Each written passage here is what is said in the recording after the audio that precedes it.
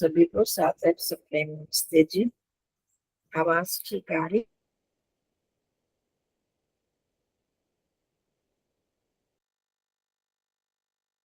जी आ रही है।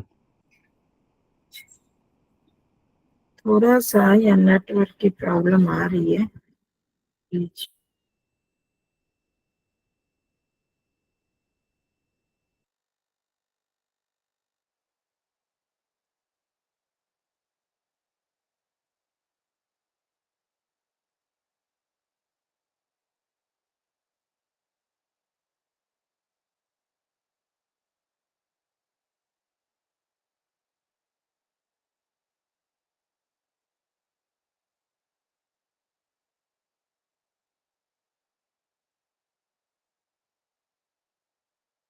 मेरी आवाज बंद हो गई थी बीच में? अभी सुनाई दे रही है, अभी बीच में बंद हो हाँ, गई थी। सुनाई दे रही है, बीच में बंद हो। यहाँ लाइट जा रही है और नेटवर्क हो गया, तो मैंने फोन से कर लिया, ज्वाइन कर लिया। दूसरा भी चालू है माता जी आपका? दो है।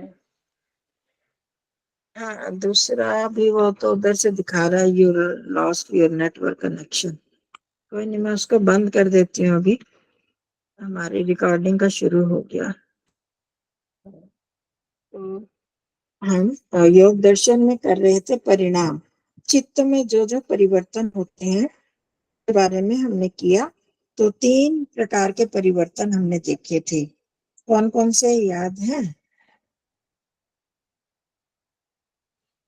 समाधि परिणाम, एकाग्र परिणाम, और दूसरा था हाँ निरोध परिणाम। जी, हाँ जी। सबसे पहले हमारा जो नीचे स्तर से जाए तो सबसे पहले समाधि परिणाम, फिर एकाग्रता परिणाम, और सबसे उच्च स्तर का हो गया निरोध परिणाम।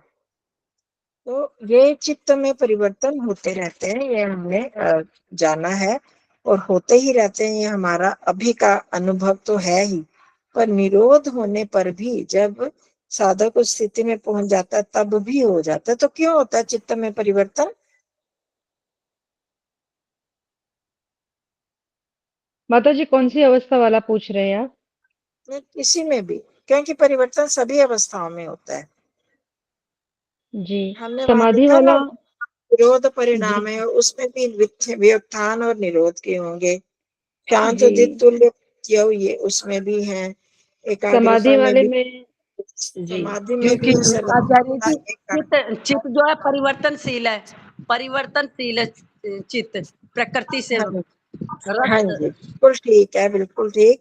परिवर्तनशील क्यों है? रज क्योंकि सत्व रज तम से बना है ना? हाँ सतरज से बना है। हाँ जी। हाँ, तो चलम च गुण वृत्तया, गुण की वृत्तियां जो है वो चलायमान है। चलम च गुण वृत्तम, ऐसे ये भी वाक्य है। तो गुण का जो व्यापार है वो चंचल, चलायमान है, स्थिर नहीं रहने वाला। और चित्त उससे बना, तो अगर वो स्थिर नहीं रहेगा तो चित्त भी कहाँ से स्थिर रहेगा? है ना। एक हम कहते हैं हम कुर्सी पर बैठे हैं, स्थिर बैठी हूँ मैं, पर वो कुर्सी हिल रही है, उसको वो घुमा रहे हैं, तो अब वो वहां बैठने वाला भी तो स्थिर नहीं रहेगा, तो वो भी तो घूमता जाएगा। तो इसी तरह चित्त बना है जिन चीजों से वो ही परिवर्तनशील है, तो चित्त में भी परिवर्तन होता रहता। बिल्कुल एक जैसी स्थिति तो नहीं रहती। जैसे क्षय उदय तुल्य प्रत्यय, शांत उदित तुल्य प्रत्यय, ये भी आया सर्वार्थता एकाग्रता योग। कभी एकदम बिखर जाती हैं वृत्तियां, कभी एकदम इकट्ठी हो जाती हैं। तो निरोध की स्थिति में आने पर उस तरह से बाहर की तरफ व्युत्थान का मतलब ये नहीं कि जैसे हम लोगों की एकदम चित्त वृत्तियां बिखरती हैं, संसार के व्यवहारों में चले गए, वैसा नहीं होता। परंतु जो एकदम निरोध अवस्था होती है उसमें भी थोड़ा सा गहराई से निकल के उथलापन थोड़ा आ जाता है। ठीक है। तो ये इस तरह से जो चित्त की वृत्तियां चंचल होने में ही ये स्थितियां बनती हैं, उनमें परिवर्तन होता रहता है। तो अब निरोध में जो होते हैं वो, अब हमारे तीनों परिणाम है, समाधि एकाग्रता और निरोध परिणाम। इनमें किसमें खाली संस्कार रहते हैं, वृत्तियां नहीं रहती। निरोध में, हाँ निरोध जी, परिणाम में। हाँ, निरोध परिणाम में भी संस्कार तो रहते हैं परंतु वृत्तियां नहीं उठती।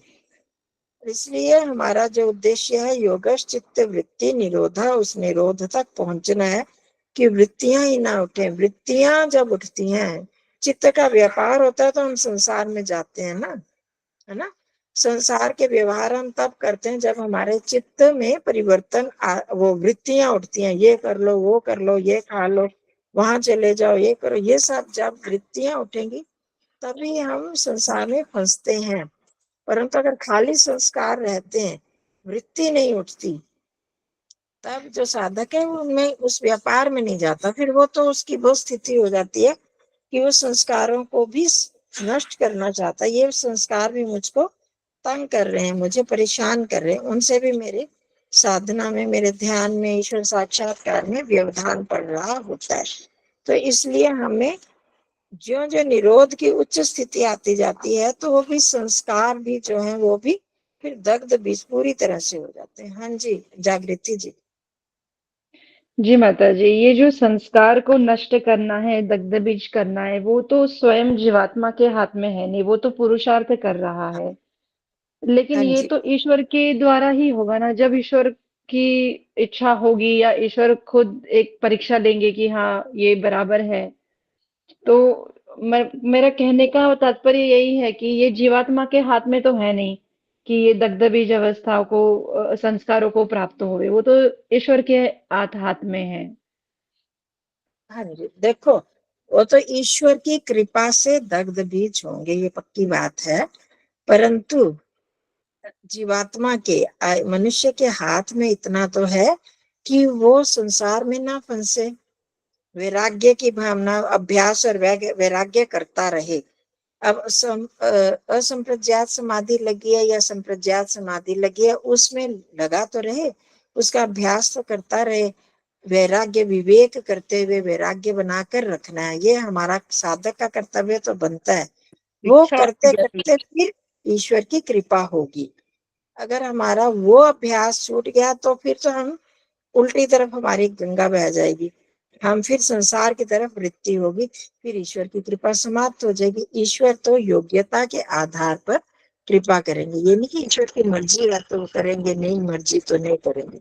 ईश्वर के आधार पर ही उनको दग्ध बीज अवस्था में लाएंगे, क्योंकि हमारे कितने संस्कार पुराने हैं, कितने दृढ़ हैं, कितने गहरे हैं, वो तो वो जानते हैं ना, हम तो नहीं जानते।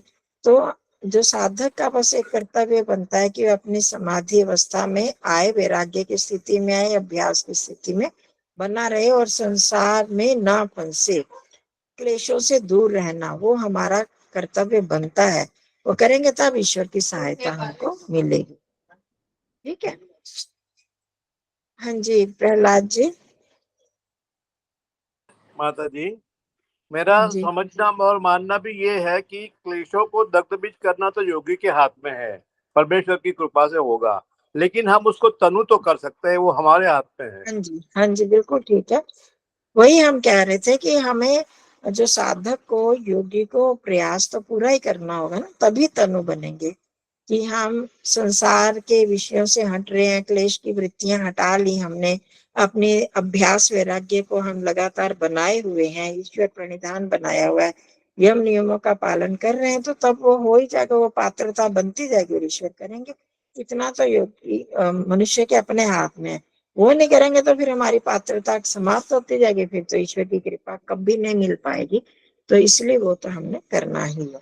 ठीक है। तो अब क्या है कि अब ये सब जो इन्होंने बताया निरोध परिणाम वगैरह, तो उसका उसको जोड़ रहे हैं कि ये जो तीन परिणाम है, ये संसार के जितने भूत और इंद्रियां हैं, पंच महाभूत और इंद्रियां, उन पर भी, उनमें भी ये परिवर्तन निरंतर आते रहते हैं। निरोध परिणाम, ये परिणाम मतलब परिवर्तन, चित्त में वैसे परिवर्तन आता रहता है, वैसे ही भूत और इंद्रियों में भी ये परिवर्तन आते हैं। वो इसी से जुड़े हुए थोड़े अलग नाम से हैं, उस सूत्र को हम देखते हैं। एतेन भूतेन्द्रियेषु धर्म लक्षण अवस्था परिणाम व्याख्याता। एतेन, भूतेन्द्रियेषु, भूत इंद्रियेषु, भूत अलग और इंद्रियेषु शब्द, और धर्म लक्षण अवस्था परिणाम व्याख्याता। ये 3 प्रकार के परिणाम है, धर्म परिणाम, लक्षण परिणाम और अवस्था परिणाम।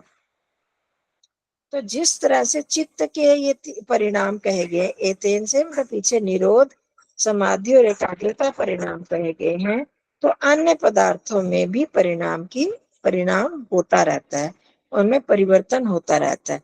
मोटा मोटा हम समझते हैं कि धर्म परिणाम, धर्म का क्या मतलब है कि 2 चीजें हैं संसार में, जो भी हम किसी से बात करते हैं, धर्मी और धर्म, गुणी और गुण। आप लोगों ने, बहुत से लोगों ने योग दर्शन पढ़ा ही है, तो उनको इन चीजों से परिचय होगा, पर कुछ लोगों ने नहीं पढ़ा है, तो उनके लिए भी हम बताना चाहेंगे कि जिसमें जो पदार्थ पाया जाता है, धर्म हो गया। एक पेन का धर्म है लिखना, लिखना, लिखावट जो है पेन का धर्म है, लिखने का।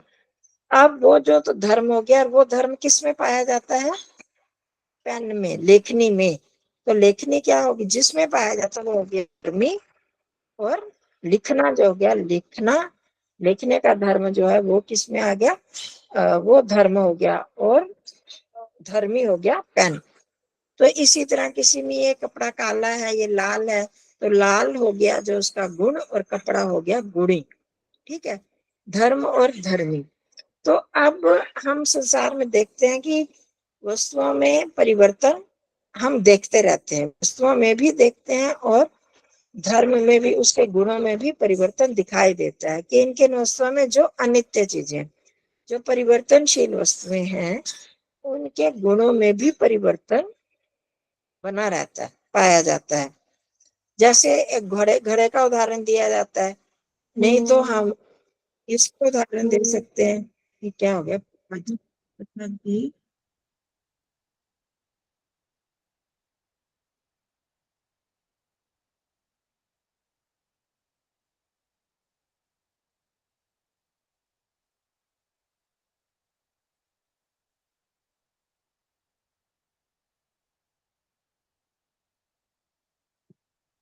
अभी वो ज्वाइन किया हुआ था उन्होंने, प्रभा जी, लेफ्ट हो गई यार, फोन क्यों कर रहे हैं?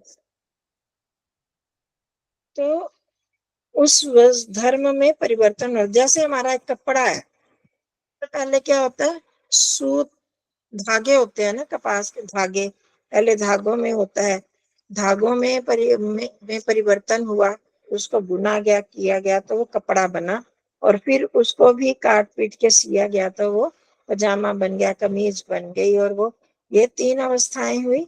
उसके धर्म में द्रव्य वही है, वही सूत है, धागा वही है, और उसके अलग अलग परिवर्तन हो गए, धर्म में परिवर्तन हुए। ये होता है। अब घड़े का उदाहरण हम लेते हैं, जैसे रोटी का भी ले लो, किसी भी चीज का ले लो, गेहूं है, गेहूं पहले साबुदाने हैं, उसका पीस के आटा बन गया, उसके बाद में रोटी बन गई, तो उसके शेप में, उसके धर्म में परिवर्तन होता गया। पहले वो गेहूं अनाज है, उसका आटा बना, फिर उसकी रोटी खाने लायक बन गई, तो उसके फिर गुणों में भी परिवर्तन होता है, उसको फिर हम उपयोग भी हम अलग अलग ढंग से करते हैं। ठीक है, तो इसी तरह फिर आता है लक्षण परिणाम। अब जैसे लक्षण क्या होता है, उसके जो दिखाई देता है ना, उसका जो रूप है, उसमें भी परिवर्तन आ जाता है।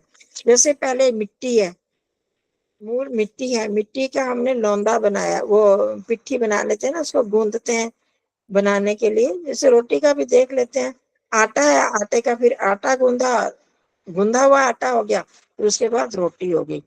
तो इसके ये जो परिणाम, और उसके बाद अवस्था पर, ये पहले मैं मोटा मोटा बता रही हूँ, अभी मैं पढ़ के भी बताती हूँ। और उसके बाद होता है अवस्था परिणाम, हमें दिखाई नहीं देता अवस्था परिणाम।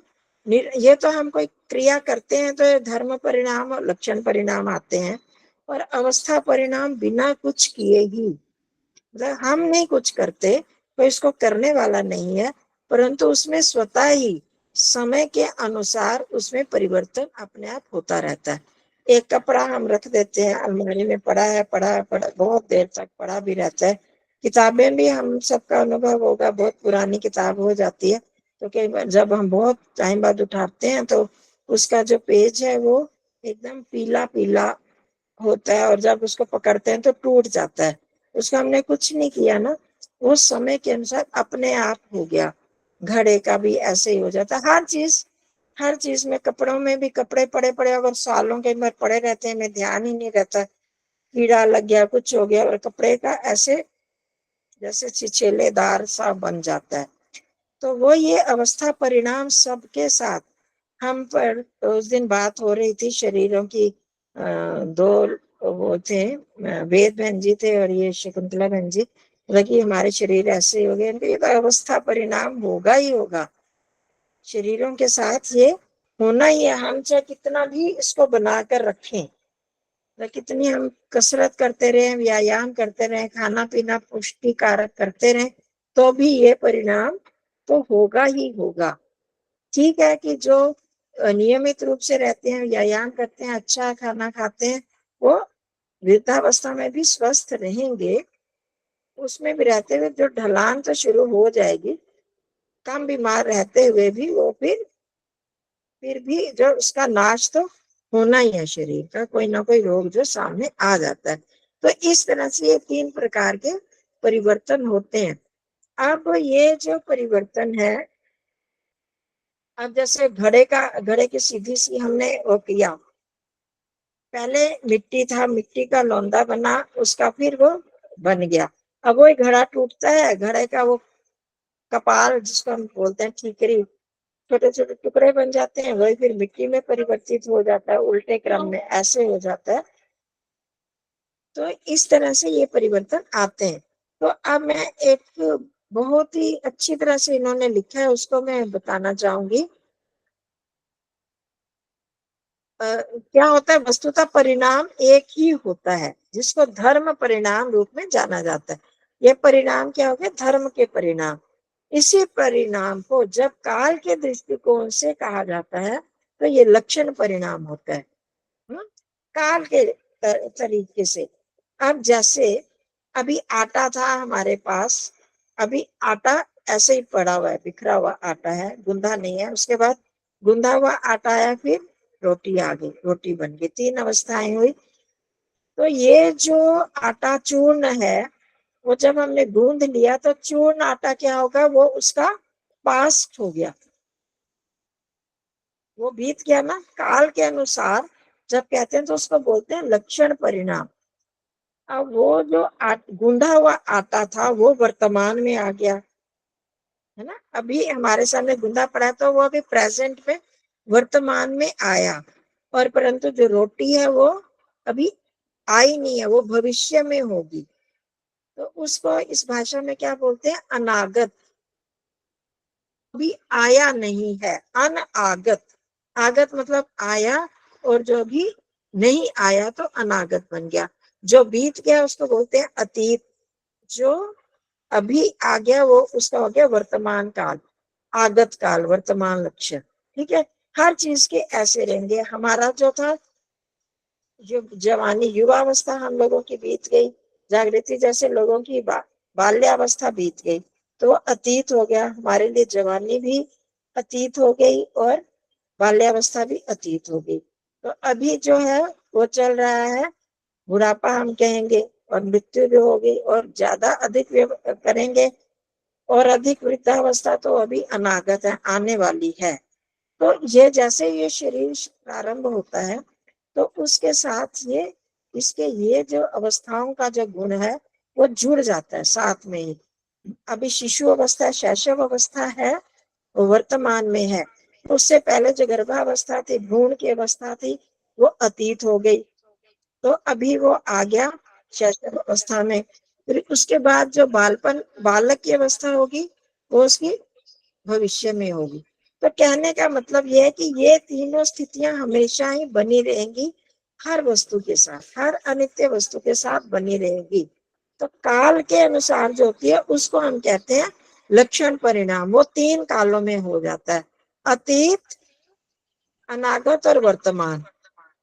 ठीक है, जो समय बीत गया वो अतीत बीता हुआ हो गया। जैसे हमारे लिए बाल्यावस्था या यौवन अवस्था अतीत हो गई, पर बच्चों के लिए शैशव अवस्था अतीत होगी। प्रेजेंट में हमारे लिए वृद्धावस्था, जो अभी हम कहेंगे कि बहुत अभी हम प्रौढ़ अवस्था हम कह सकते हैं, प्रौढ़ अवस्था है, अब आगे वृद्धावस्था होगी, वो अनागत हो गया, मतलब आने वाला। तो इस तरह से ये सारी तीनों समय के अनुसार जो होती है उनको हम लक्षण परिणाम कहते हैं। ठीक है, उसके लक्षण सिम्टम्स जिसको हम कहते हैं, किसी भी चीज के सिम्टम जब वो लक्षण सामने आते हैं। अब जो कच्चा आम है, कच्ची आमी हो गई, वो उसका आगे हो गया। अब जब आम खा रहे हैं, पका हुआ आम जिस खाने की अवस्था में है वो वर्तमान हो गया, और भविष्य में वो सड़ जाएगा, गल जाएगा। तो ये सारे तीनों परिणाम हो गए काल के दृष्टि से। हो गया, ये स्पष्ट हो गया। इसको बोलते हैं लक्षण परिणाम। हाँ जी, बताइए। बोलो। माता जी, ये आप, हाँ, ये जो लक्षण परिणाम आपने बताया, तो पहले आपने बताया कि इसमें रूप में परिवर्तन आता है, अर्थात रूप में परिणाम दिखाई देता है। तो ये रूप वाला जो परिवर्तन आप बता रहे हो, तो ये काल के रूप में ही देखा जाएगा, भविष्य, हाँ, ये भूत और अभी काल वर्तमान। के रूप में ही, हाँ, ये यहीं पर जी। सीमित है, काल तक ही है। बाकी देखो, वो इधर बताया कि परिणाम तो एक सा ही होगा। ये जो परिवर्तन है इसी तरह ही परिवर्तन होंगे। इनको हम अलग अलग तरह से उनके नाम दिए जाते हैं। जी। लेकिन अब और माता ये जी, जो उसके लक्षण में कि वो बिखरा हुआ है, ये चूर्ण मिट्टी जैसे अलग बिखरी हुई है, आटे का चूर्ण बिखरा बिखरा, वो गुथा हुआ इकट्ठा नहीं है। ये जो उसका लक्षण है ना, हम किसको कहते हैं कि ये खाली आटा है, गूंधा हुआ नहीं है। हम किसको कहते हैं? उसके रूप को देख के कहते हैं ना, उसके लक्षण को देख के कि ये ऐसा है। आटा गूंधा हुआ है तो हम जाके देखते हैं, नहीं जी अभी तो परात में पड़ा, गूंधा हुआ नहीं है ना। कैसे देखते हैं कि अभी इसमें पानी नहीं मिलाया गया, इसको इकट्ठा नहीं किया गया, या कई बार पानी डाल के कोई काम पड़ गया छोड़ देते हैं, अभी पूरा नहीं गूंदा हुआ। तो उसके लक्षण को, उसके सिम्टम्स जो है उसको देख के हम कहते हैं ना, वो समय के अनुसार अभी नहीं हुआ, अभी आप आगे गूंद जाएगा। हाँ जी। हाँ, और और क्या पूछना दूसरा चाहते? ये है कि, हाँ, और दूसरा आपने पहला बताया धर्म परिणाम। तो धर्म परिणाम में जो कारण पदार्थों से जो कार्य पदार्थ उत्पन्न होते हैं, उसको धर्म परिणाम में लेंगे। क्या समझ नहीं आया मेरे को? धर्म परिणाम का अर्थ यहाँ पे ये, इसको ऐसे लेना है, जो जो कारण से कार्य बने हैं। जैसे मिट्टी से घड़ा बना तो मिट्टी धर्मी हो गया, हाँ जी। और जो घड़ा बना वो उसका कार्य हो गया, तो धर्म में परिवर्तन हुआ। तो इसको धर्म परिणाम को मैं नहीं समझ पा रही हूँ, या मैं समझ पा रही हूँ, ये हाँ, कारण कार्य का हम संबंध कर है। रहे हैं, अभी मैंने सिर्फ अवस्था परिणाम डिटेल में बताया, अभी हम कर रहे हैं लक्षण परिणाम। इसको अभी हम जो बात कर रहे हैं ना समय के अनुसार, वो लक्षण परिणाम है। धर्म परिणाम क्या होता है कि उसका रूप जब बदल जाता है तो उसके गुण में भी परिवर्तन हो जाता है। जैसे मिट्टी है, मिट्टी का फिर वो लोंदा बनाया, मतलब कि गूंद के जब घड़ा बनाते हैं, तो अब ये उसके धर्म में परिवर्तन हो गया, उसके गुणों में। अब ये जो घड़ा है, अब उसमें हम पानी भर सकते हैं। ठीक है, ठीक है। और मिट्टी जो है, गुंदी हुई मिट्टी है, उसको हम आराम से उठा सकते हैं। इसी तरह रोटी में हम ले रहे हैं तो आटा अलग है, आटा बिखरा बिखरा है, और उसमें जो गुंदा हुआ है आटा, उसको हम आराम से संभाल सकते हैं, एक बर्तन में डाल सकते हैं, और जो रोटी बन गया उसको हम खा सकते हैं, उसको उपयोग में ला सकते हैं। ये जो परिवर्तन है ये है धर्म परिणाम। उसके धर्म में, उसके गुणों में परिवर्तन आया। एक तो उसके लक्षण में, उसके रूप इत्यादि में परिवर्तन आ गया, सिम्टम्स में, और उसके गुणों में जब परिवर्तन आता है वो होता है धर्म परिणाम। जैसे घड़ा बन गया, घड़े में अब हम पानी भर सकते हैं, तो वो घड़ा बन गया, लौंदा बन गया, या वो ठीकरे मतलब टूट के उसके कपाल बन गए, तो ये हो गया धर्म परिणाम। वो कपाल अब किसी काम में नहीं आएंगे। घड़ा जो होने पर पक गया घड़ा, तो अब उसमें हम पानी डाल सकते हैं, तो उसमें अतीत अनागत वाली बात नहीं आएगी। अतीत अनागत और वर्तमान, ये जो लक्षण परिणाम है ये समय से संबंधित है, धर्म में गुण से संबंधित है। ठीक है, हुआ स्पष्ट? गुण के संबंधित अर्थात कार्य पदार्थों में जो परिवर्तन आएंगे, जैसे कि आटा हाँ भी जी, एक कार्य है, अभी उसको हमने लोंदा बनाया, वो भी एक दूसरा कार्य हुआ, उसमें परिणाम आया और उसकी द्रव्य, रोटी ये बन तो गई। हाँ, उसको कहो या द्रव्य में जो परिवर्तन हुए, ठीक है। जी माता जी, अभी द्रव्य, स्पष्ट है। हाँ, मिट्टी में जो परिवर्तन होके वो घड़ा बना, कपाल बना, वो बना। तो और देखो कुछ लोगों को ये अगर नहीं भी समझ आती तो कोई बात नहीं, इसमें ज्यादा वो नहीं करना है कि घुस के ये धर्म परिणाम, लक्षण परिणाम, अवस्था परिणाम, पर इतना हमें जानना है कि जैसे इन सब चीजों में परिवर्तन हो रहे हैं, ऐसे ही हमारे ये पंच महाभूतों में होते हैं, ऐसे हमारे शरीर में भी हो रहे हैं, हमारी इंद्रियों में भी परिवर्तन हो रहे हैं, ऐसे हमारे मन में भी परिवर्तन होते हैं जब समय के अनुसार। अब हम जैसे अभी हम बात कर रहे हैं तो हमारा ये क्या है, ये हमारा व्युत्थान काल है, हैं? व्युत्थान काल में हम अभी वर्तमान है, ठीक है। पर संसार का व्यवहार नहीं कर रहे हैं हम अभी, अभी हम बातचीत कर रहे हैं, समाधि या ध्यान की अवस्था में नहीं है। परंतु संसार का व्यवहार जो था, इससे पहले वो हमारा अतीत काल था, जब हम घर में बैठे काम कर रहे थे, गप्पेबाजी कर रहे थे या कुछ और काम कर रहे थे, विश्राम कर रहे थे, वो हमारा अतीत काल था, वो बीत गया। अभी जो हम कर रहे हैं वो हमारा क्या हो गया, वर्तमान काल हो गया। और अभी हम ध्यान करेंगे तो हमारा अनागत काल है, ठीक है। इसी तरह ही ध्यान करते करते जब वो निरोध की स्थिति, समाधि का की अवस्था बनेगी या एकाग्रता की बनेगी, वो हम करेंगे उसमें ही, ध्यान करते करते ही समाधि जो होगा, अभी अनागत अभी वो भी आएगा, वो हमारी होने वाली अवस्था, फिर उसी में ही एकाग्रता की भी आ जाएगी। तो इस तरह से कहने का मतलब ये बताना चाह रहे हैं कि हम हमेशा कहें कि एक स्थिति में रहेंगे, ऐसा नहीं हो सकता। तो संसार में रहते हुए हम हमारे संबंधी सदा एक से रहेंगे, ये नहीं होगा।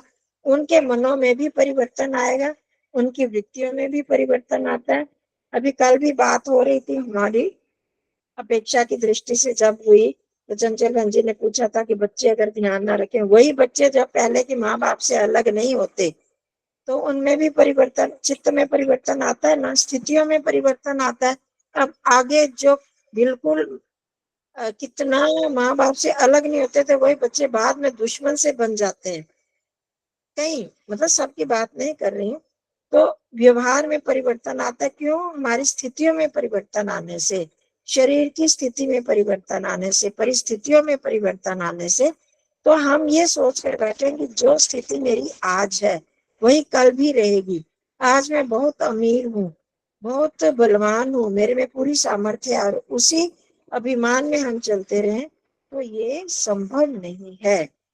कब हमें कैसी स्थिति का सामना करना पड़े, अवस्था परिणाम, लक्षण परिणाम और ये धर्म परिणाम, ये हमको बता रहे हैं कि किस प्रकार से इनमें परिवर्तन होता है। सब में अलग अलग, जब हमारी अवस्था में परिवर्तन हो गया, हम बुढ़ापे में आ गए, तो अब हमारे धर्म में भी परिवर्तन होगा कि नहीं? अब वो ताकत रहेगी, सुनने की वो शक्ति नहीं रहेगी। समझ रहे? अब धर्म परिणाम में अंतर। अब उस टाइम जो हमारे जो शक्ति, सामर्थ्य, ये सब में परिवर्तन आ जाएगा ना। जो भाग भाग कर काम करते थे कभी, अब वो काम भी नहीं कर पा रहे हैं, बड़ी मुश्किल से अपने आप को संभाल रहे हैं, सुन नहीं पा रहे हैं। तो ये हो गया धर्म परिणाम, अवस्था परिणाम, शरीर की स्थिति में कैसे परिवर्तन आ गया। और वो लक्षण परिणाम, वो मेरी अतीत स्थिति थी, युवावस्था। ये वयस्क जो प्रौढ़ अवस्था है, वर्तमान है, वो आगे ज्यादा वृद्ध अवस्था आने वाली हो, अनागत है। ये इस तरह के परिणाम होते हैं। अब तो स्पष्ट हो जाने चाहिए सबको। तो जी इस माता तरह जी। से हाँ, हमारे जीवन में इस तरह से, हाँ जी, एक मिनट, परिवर्तन होते हैं। अनागत। और ये परिणाम हम कुछ ना कहें इसको। हाँ जी, कौन बोल रहे? हाँ, मैं पूछ रही थी अनागत है या और कोई शब्द है? अनागत बोल रहे थे। हाँ, अनागत। हाँ, एक आगत हाँ होता है ना, ठीक है। अनागत, नहीं आने, हाँ जो अब नहीं आया है, हाँ ठीक है। ठीक है, अब भविष्य काल हो गया।